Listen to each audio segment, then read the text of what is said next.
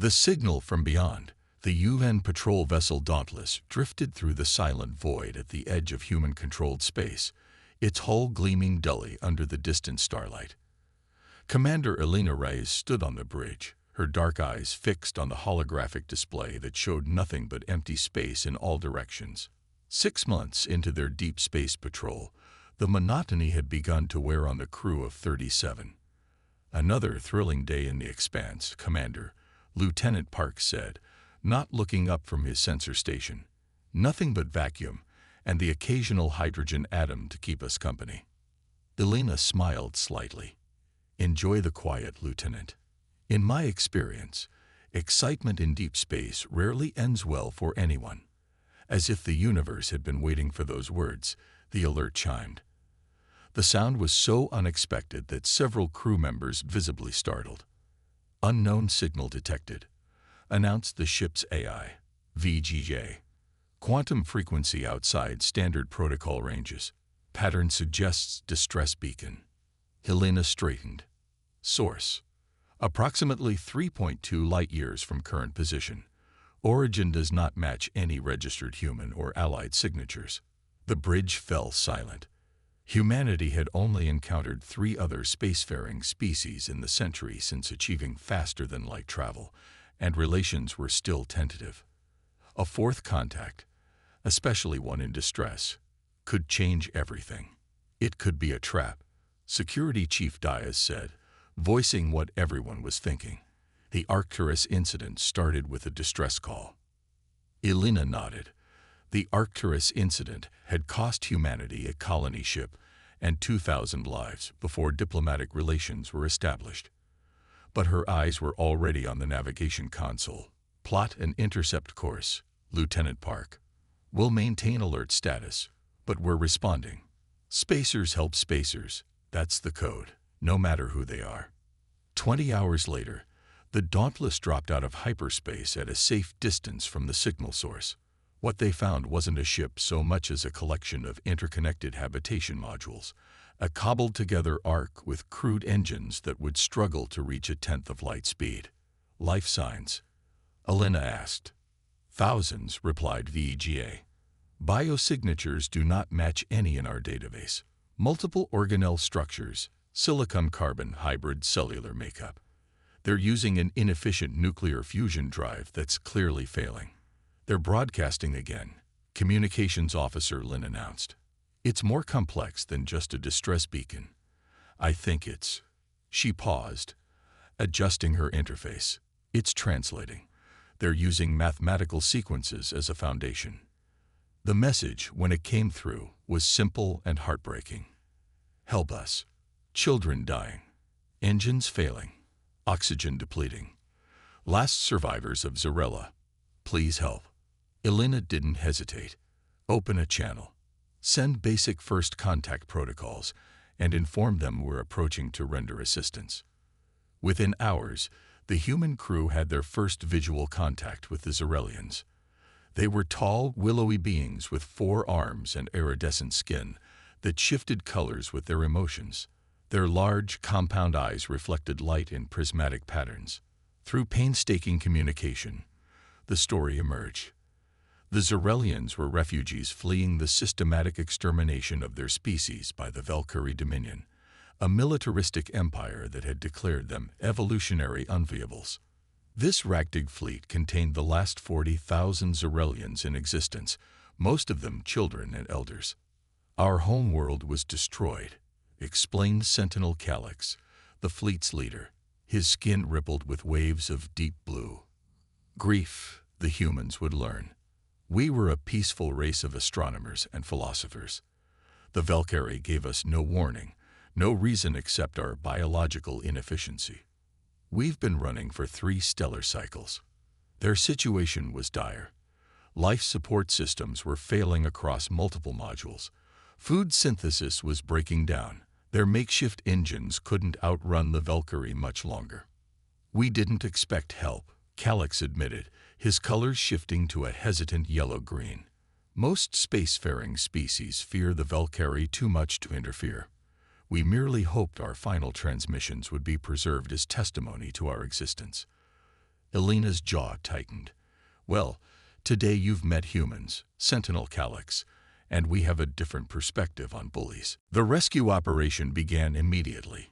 Engineering teams from the Dauntless thread throughout the Zarelian modules, repairing life support systems and stabilizing failing structures. The ship's medical staff worked to understand Zarelian physiology enough to treat the most critical cases. As the humans worked, cultural exchange happened naturally. The Zarelians were astonished by human strength and endurance. What took 4 Zarelians to lift, a single human could carry.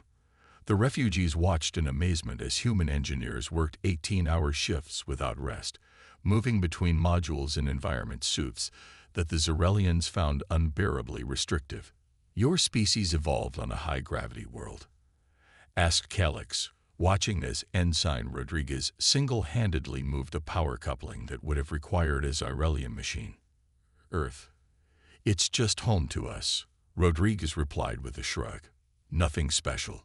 The Zarelian children were particularly fascinated by humans. They gathered around off-duty crew members, their skin flickering with curiosity as they asked endless questions.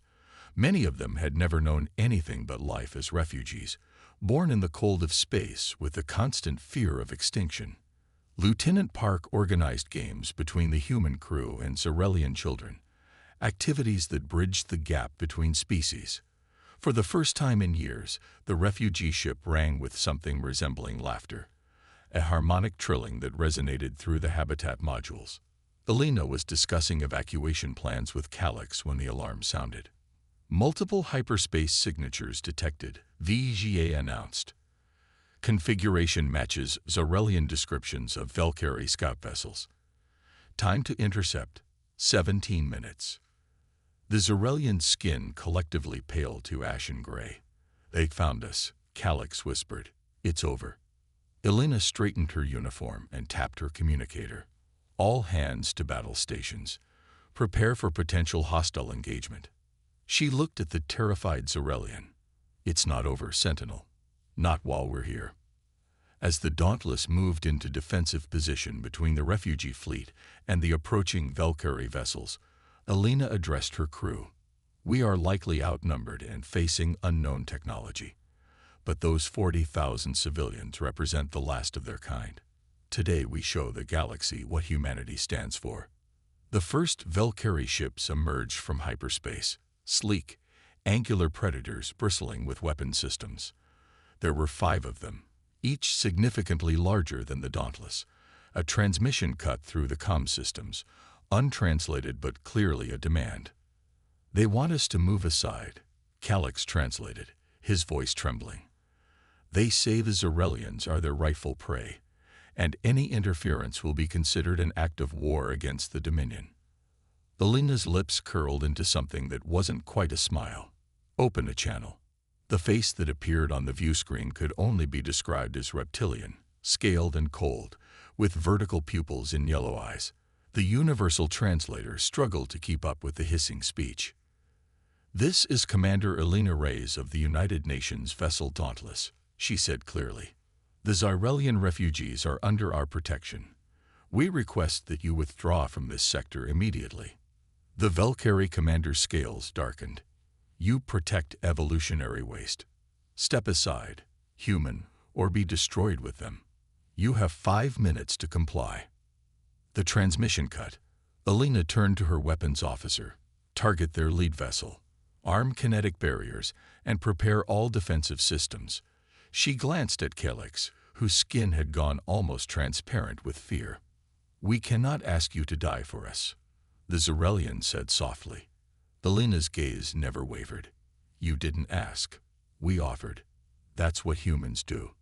She tapped her console. Now let's show these Valkyrie what happens when you threaten people under human protection. The 5-minute ultimatum ticked down as the crew of the Dauntless prepared for what might be their final stand. Impossible defenders. As the deadline approached, the bridge of the Dauntless hummed with tense activity.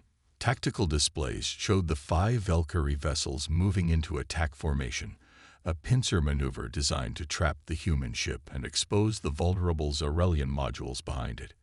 30 seconds to Valkyrie deadline, announced VEGA calmly. Elena studied the enemy formation.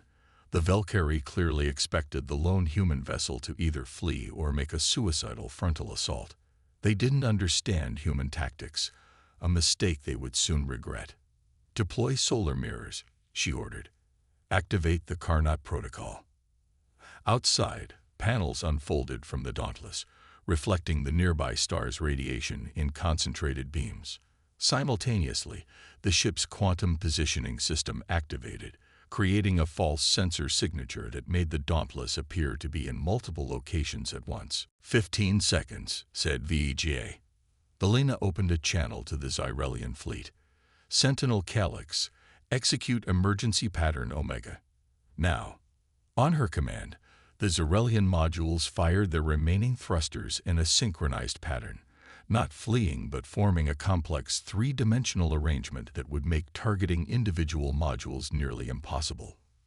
5 seconds. All hands, brace for combat, Elena said. Remember your training and remember why we fight. The deadline passed. The lead Valkyrie vessel fired first, a purple-tinged energy beam that cut through space toward the Dauntless. But the beam struck only a solar mirror, which redirected the energy into another mirror, then another, creating a dazzling web of light that temporarily blinded the Valkyrie sensors. In that moment of confusion, the Dauntless fired its main weapons, not energy weapons, but hyper-accelerated tungsten rods that struck the lead Valkyrie ship with devastating kinetic force. Direct hit, reported Weapons Officer Carvalho. Their forward shields are down 40%.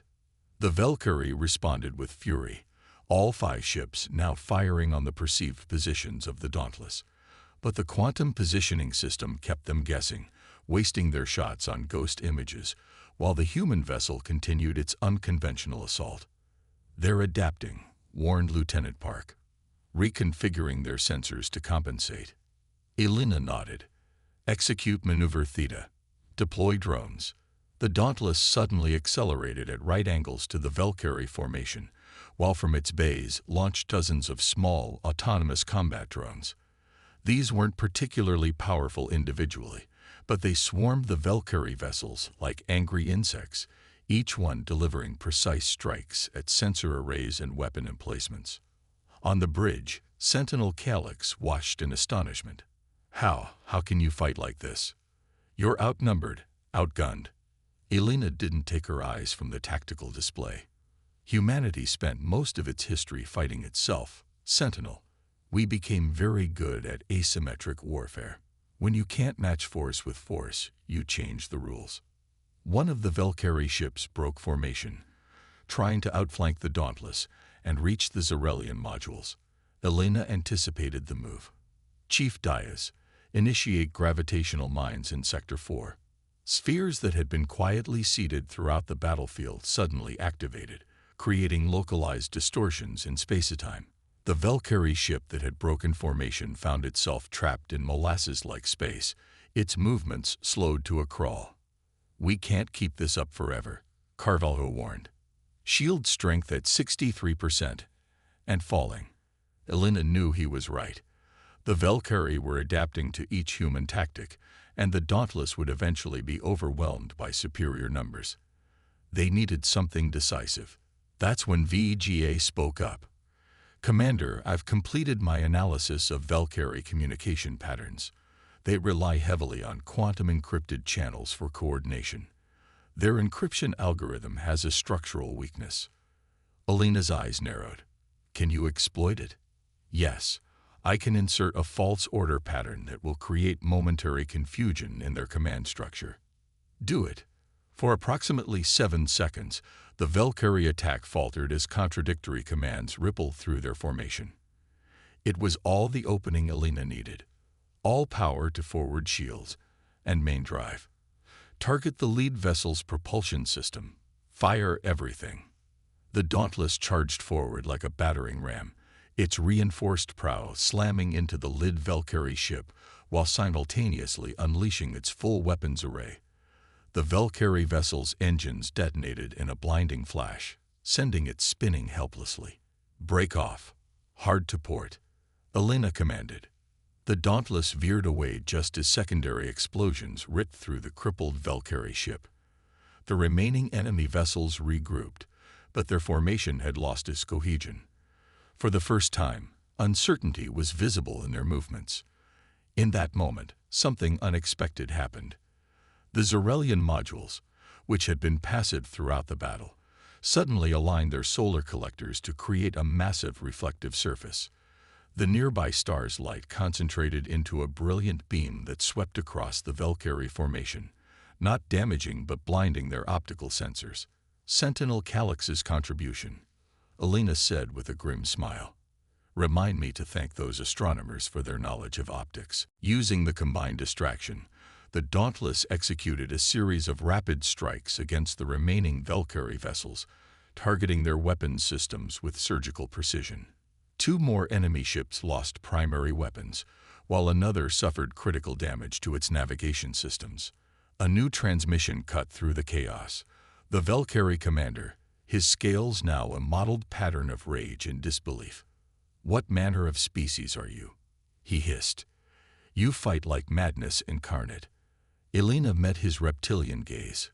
"We're humans. We evolved on a world that tried to kill us every day, where everything from microbes to weather to our fellow species was a potential threat. We survived by never giving up, by finding ways to win against impossible odds." She leaned forward. "The Zarelians are under our protection now. Permanently. You can accept that and leave, or we can continue this demonstration." For several tense moments, the Valkyrie commander was silent. Then, without another word, the transmission cut. The damaged Valkyrie vessels slowly realigned, collected their crippled flagship, and disappeared into hyperspace. The bridge of the Dauntless erupted in cheers, though Elena merely allowed herself a small sigh of relief. They had won today, but she knew this wasn't the end. In the aftermath, as human engineering teams continued repairs on the Zarelian modules, Elena met with Sentinel Calyx in what had become a makeshift conference room. "We've received authorization from Earth," she told him. "The Zarelian people have been granted refugee status in human space. We'll escort you to the Proxima Centauri colony, where temporary habitation is being prepared." Calyx's skin rippled with colors Elena had never seen before, deep golds and purples that the translator suggested indicated profound gratitude and awe. "The Valkyrie will not forget this defeat," he warned. "They may come in greater numbers." Elena nodded. "We expect that, which is why Earth is dispatching a full defense fleet to Proxima Centauri, and why our scientists are already working with your engineers to improve your technology. The Valkyrie built their empire by preying on those they perceived as weak. It's time they learned that in this galaxy, bullies don't get the final word." As the Dauntless led the Zarelian fleet toward human space, word of the encounter spread quickly through subspace communications. Throughout known space, other species watched recordings of the battle with shock and fascination. The beings they had dismissed as fragile primates from a backwater world had stood against a dominant power and prevailed through ingenuity and determination. Among the Zarelians, a new phrase entered their vocabulary: human tenacity, a concept for which they had previously had no word. The children who had played games with the crew of the Dauntless now told stories of the strange, soft-skinned giants who had saved them from extinction. And in distant parts of the galaxy, other persecuted species began to whisper the word Earth with something that sounded very much like hope. The Dauntless continued its journey home, its hull bearing the scars of battle like badges of honor. On the observation deck, Elena watched the stars streak by, knowing that humanity had announced its presence to the wider galaxy in the most human way possible, not through conquest or intimidation, but by standing up for those who could not stand for themselves. The legend of the fragile giants had begun to spread across the stars.